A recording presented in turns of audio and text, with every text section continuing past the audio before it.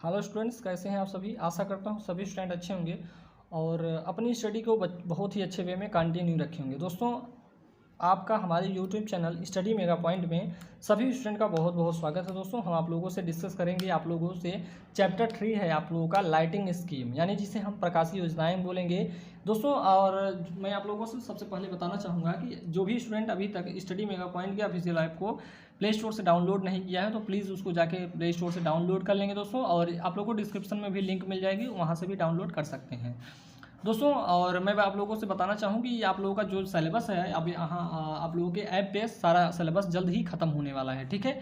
तो देख सकते हैं आप लोग, जैसे कि मैं बताना चाहूँ कि आप लोगों का जो ऐप पे है यूट्यूब ख़त्म हो चुका है। बचा है आप लोगों का चैप्टर 3 बचा है, मेंटेनेंस बचा है IMREM में, और इसमें बचा है अब आप लोगों को इंटरनल वायरिंग बता रहे हैं, ठीक है। और इसके बाद आप लोगों को जो भी दो चैप्टर आप लोगों का 3 चैप्टर इसमें बचा हुआ है, ठीक है। EED2 में जो भी स्टूडेंट अभी तक क्लास को ज्वाइन नहीं किए हैं सभी स्टूडेंट क्लास को ज्वाइन कर लेंगे दोस्तों। आप लोगों को मैंने बताया कि इसकी फीस बहुत ही कम है। आप लोगों का अगर बैक लगता है दोस्तों तो वहाँ पे बैक पेपर के आप लोगों को रीचेक के लिए 500 रुपये आ जाते हैं, लेकिन आप लोग यहाँ पे 200 रुपये दे के अपनी स्टडी को नहीं कर सकते हैं, ताकि आप लोग अच्छा नंबर पा जाएँ। होगा क्या दोस्तों, अब बोलेंगे सर आप हमें यही सब सारी चीज़ें बताते हैं, क्यों ना बताऊं भाई। आपका बैक लग जाता है तो आप हमें परेशान करते हो, तो हमें बताना पड़ेगा दोस्तों। यहाँ पे होगा क्या कि जैसे कि आप लोगों का बैक लग जाएगा तो आप लोगों की मार्कशीट पूरी ख़राब हो जाएगी, ठीक है। इसके लिए मैं बोल रहा हूँ, मुझे यार ज़्यादा पैसे तो मिलते नहीं हैं, मैं आप लोगों से बता दूँ, मुझे 200 रुपये का कोर्स है तो केवल 199 का कोर्स है, केवल मुझे 150 रुपये मिलते हैं। वास्तविकता जो है उसको मैं बता दे रहा हूँ सभी से, आप मेरे भाई बंधु हैं इसलिए मैं आप लोगों से शेयर करता हूँ। कुछ स्टूडेंट बोलते हैं सर आप बहुत पैसा कमाते हैं, कहाँ पैसा कमा रहे हैं भाई, बताइए आप ही।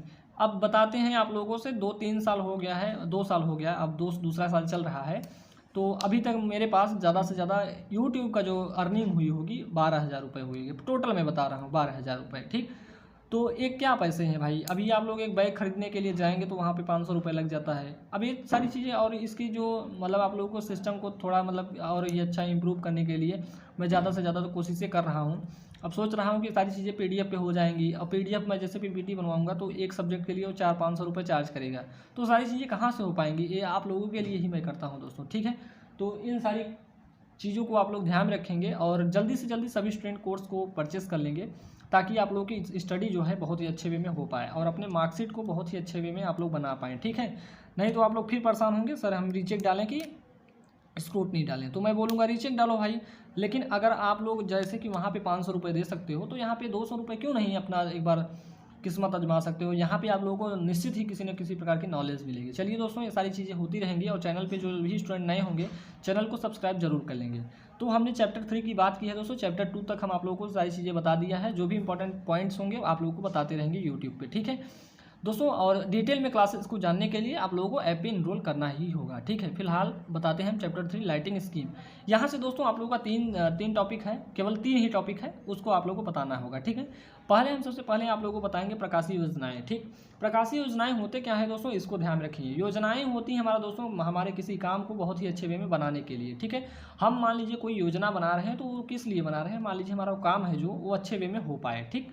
आप लोग किसी भी प्रकार की योजना बनाते हैं, वो योजनाएं किसी भी प्रकार की हो सकती हैं, चाहे किसी को मारने की हो या फिर किसी और को किसी के बारे में जानने की हो, ठीक है। तो इसके लिए क्या होगा, योजनाएं बनाएंगे सबसे पहले कि वो मतलब कहाँ से आती है, कहाँ से जाती है, क्या करती है, इसके बारे में के बारे में आप लोग ज़्यादा जानकारी लेते हैं, ठीक है। तो उनके थोड़ा एग्जाम्पल ध्यान रखते हैं।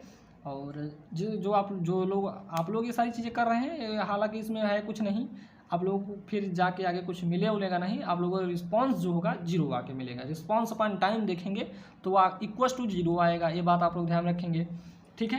तो आप लोग स्टडी बहुत ही अच्छे में करेंगे दोस्तों। हमने बताया योजना आप लोगों को पता होना चाहिए, चाहे हमारे लाइट की योजना होंगी, चाहे हमारा कोई सेट का योजना होगा, या फिर आप लोगों का जो डेकोरेशन सिस्टम होता है वहाँ पे भी योजनाएं तैयार की जाती हैं। तो दोस्तों लाइटिंग की जो योजनाएं होंगी, हम बात करते हैं लाइटिंग स्कीम की जो योजना होती है 2 प्रकार से होती है। एक होती है इनडोर लाइटिंग सिस्टम या लाइटिंग स्कीम बोल सकते हैं, या आउटडोर लाइटिंग स्कीम बोल सकते हैं, यानी घर के अंदर एक घर के बाहर बोल सकते हैं, ठीक है। इनडोर मतलब हम बोल सकते हैं इन मतलब अंदर, आउट मतलब बाहर, डोर मतलब दरवाज़ा, और एक मतलब डोर मतलब दरवाज़ा ही तो होता है, यानी घर के अंदर घर के बाहर बोल सकते हैं दोस्तों, इसमें कोई प्रॉब्लम नहीं है। लाइटिंग सिस्टम क्या होता है या लाइटिंग स्कीम क्या होता है सर, तो ये होता है प्रकाश सप्लाई की सुव्यवस्थित या सुव्यवस्था की धारणा को लाइटिंग स्कीम कहते हैं। ठीक है, तो दोस्तों ये सारी चीज़ें आप लोगों को समझ में आनी चाहिए ताकि आप लोगों के एग्ज़ाम में कुछ इस प्रकार से पूछा जाए तो आप लोग बता पाएँ। दोस्तों यहाँ पे नेक्स्ट क्या है हमारा क्लासिफिकेशन ऑफ लाइटिंग स्कीम। दोस्तों इसका जो क्लासिफिकेशन किया गया है, अगर जो भी स्टूडेंट कम्पिटिटिव एग्जाम की तैयारी कर रहे होंगे तो ये आप लोगों के एग्जाम में क्वेश्चन देखने को मिलते रहते हैं। ठीक है, किस प्रकार से कि आप लोगों को यही सिंबल पूछ देगा कि ये सिंबल किसका है, तो आप लोग क्या बताएंगे, डायरेक्ट लाइटिंग का है। किसका है, डायरेक्ट लाइटिंग। ये सिस्टम जहाँ पे देखने को मिलेगा वहाँ पे डायरेक्ट लाइट मिलेगी हमें। सेमी डायरेक्ट लाइटिंग सिस्टम में कुछ इस प्रकार से घंटी वाला जो आप लोग सिंबल जानते होंगे, घंटी जिस प्रकार से बजाई जाती है दोस्तों, कुछ इस प्रकार से पहले ये क्या होता था, खंभों पे लगाया जाता था। हालांकि अब सिस्टम तो सारी चीज़ें बंद हो गई हैं, एलईडी वाला सिस्टम आ गया है, उनको तुरंत सब पैकिंग वैकिंग में होता है और दूसरा सिस्टम हो जाता है। लेकिन अब यहाँ पे लाइटिंग स्कीम्स की ज़रूरत होती थी, वही इस प्रकार से की जाती थी। यहाँ पे देखेंगे सेमी इनडायरेक्ट की बात करेंगे, यहाँ पे हमने डायरेक्ट की बात की थी, इनडायरेक्ट में क्या करेंगे, पूरा ले लेंगे। ठीक है, पूरा हमारा रहेगा। ठीक है दोस्तों, आप लोगों की जो एलईडी होती है उसको समझ सकते हैं यहाँ पे इन सेमी इनडायरेक्ट लाइटिंग में। दोस्तों इसको भी तो आप लोगों ने देखा होगा, इनडायरेक्ट लाइटिंग को। ठीक, इसमें क्या किया है, इसे हम बोलेंगे कुछ इस प्रकार से लाइट आप लोगों ने देखा होगा। अगर देखा होगा तो बहुत ही अच्छी बात है, नहीं देखा तो यहाँ पे देख लीजिए।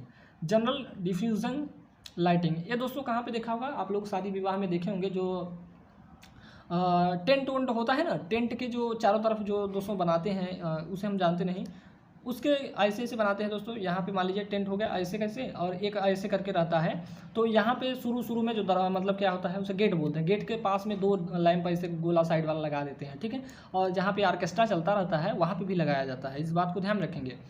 तो जो डांसर होती है वो नाचती है, तो बहुत ही मतलब कि जो लाइटिंग होता है बहुत ही अच्छे वे में दिखाई देता है। ठीक है, और देखने में लोगों को भी अच्छा लगेगा। और जो पैकिंग होती है चाहे किसी भी प्रकार की हो, उसका जो सामान किसी भी प्रकार का हो, लेकिन पैकिंग अच्छी होनी चाहिए। ठीक है, तो यहाँ पे जो लाइटिंग है ये वेरी इंपॉर्टेंट होती है हमारे सिस्टम के लिए। ठीक है, जो भी हम कर रहे हैं। ठीक, अब चाहे हम कॉन्फ्रेंस रूम का हमारा लाइटिंग सिस्टम हो, चाहे हमारा स्टेडियम का हो, चाहे हमारा थिएटर का हो, तो उसके लिए हम सारी चीज़ों की व्यवस्थाएं करते रहते हैं। दोस्तों कॉन्फ्रेंस रूम मतलब होता है सम्मेलन कक्ष।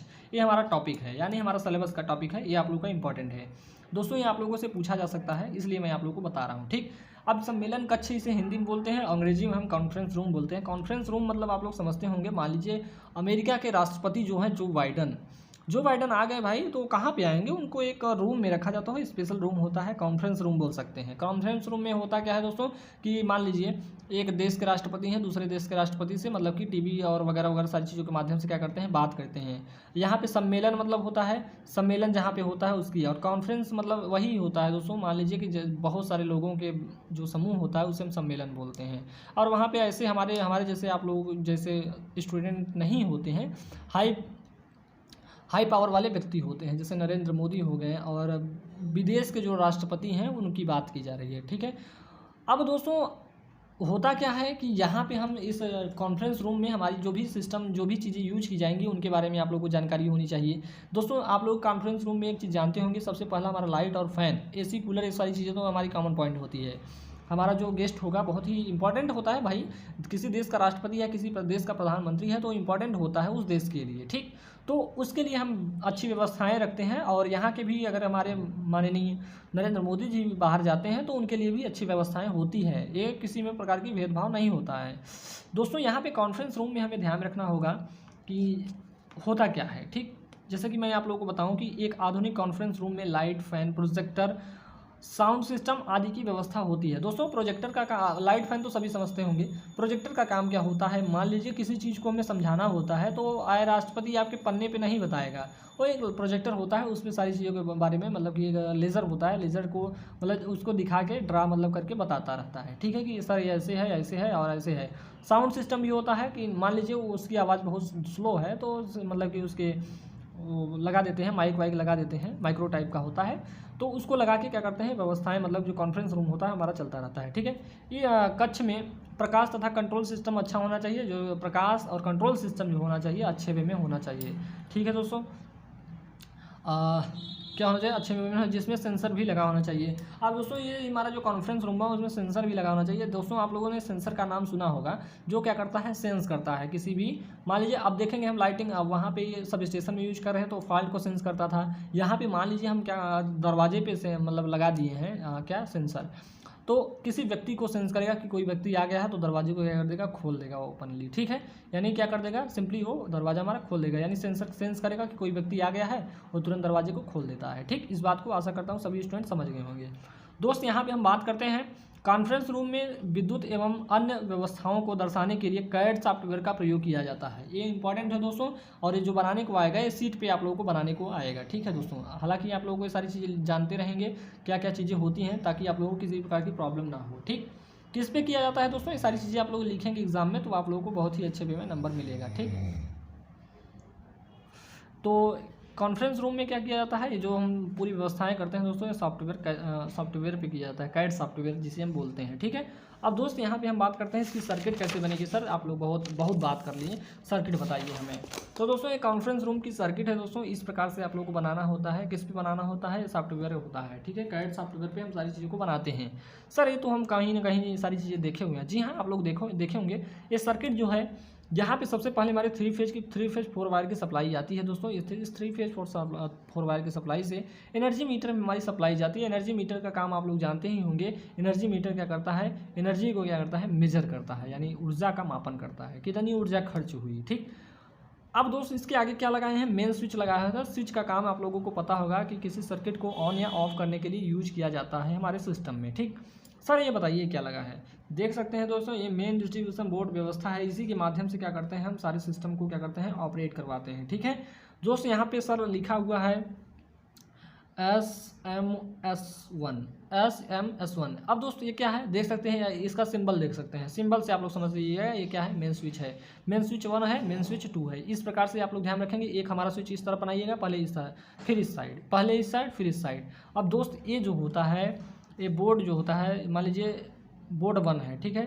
कौन सा है, डिस्ट्रीब्यूशन बोर्ड 1 है। यहाँ से हम क्या करते हैं, लाइनों को डिस्ट्रीब्यूट करते हैं, ठीक है दोस्त। यहाँ पे होगा क्या कि SDB1 है। अब दोस्त यहीं से हमारी कन्फ्यूजन स्टार्ट हो जाएगी। अब यहाँ पे क्या हो जाएगा, SDB1 हो जाएगा, और ये हमारा S3 जो मेन स्विच बोर्ड है, ये S3 है, इसको भी ध्यान रखेंगे। और यहाँ पे क्या हो जाएगा, SDB1 हो जाएगा, SDB3 हो जाएगा, क्या हो जाएगा, SDB3 हो जाएगा और SDB4 हो जाएगा, ठीक है। अब दोस्त यहाँ पे जो भी नंबरिंग की हुई है इनको थोड़ा ध्यान रखेंगे, 1 2 3, अब 4 5 नहीं है, 6 7 8 9 है।